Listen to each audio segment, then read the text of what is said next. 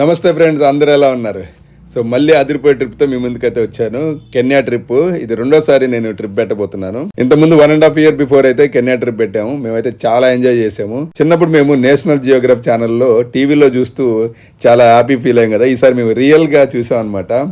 మా పక్కనే ఇదిగో చూసారు అక్కడ కాళ్ళ పక్కనే సింహం పోవటం. సో ఆ ఎక్స్పీరియన్స్ అయితే మాటల్లో చెప్పలేము. అదే ట్రిప్ లో మేము జాంబియా కూడా వెళ్ళాము. జాంబియాలో మేము విక్టోరియా ఫాల్స్ అలాగే సింహాలతో నడిచాం అనమాట. ఫస్ట్ టైం సింహాలతోటి నడవటం ఇదే మొదటిసారి. సో నాతో పాటు వచ్చిన మా గ్రూప్ మెంబర్స్ కూడా సింహాలతో అయితే నడిచారు. సో ఈ విక్టోరియా ఫాల్స్ అనేది ప్రపంచంలో టాప్ 5లో పెద్ద వాటర్ ఫాల్స్ లో ఇది కూడా ఒకటి. ఈ Victoria Falls Zambia Zimbabwe border లో ఉంటది అనమాట. సో మేమైతే ఇక్కడ 2 days స్పెండ్ చేసాము. ఈ ట్రిప్ లో కెన్యాతో పాటు మొత్తం 5 కంట్రీలు అయితే ప్లాన్ చేసాము. మారిషస్, సౌత్ ఆఫ్రికా తర్వాత జింబాబ్వే తర్వాత జాంబియా తర్వాత లాస్ట్ కెన్యా అనమాట.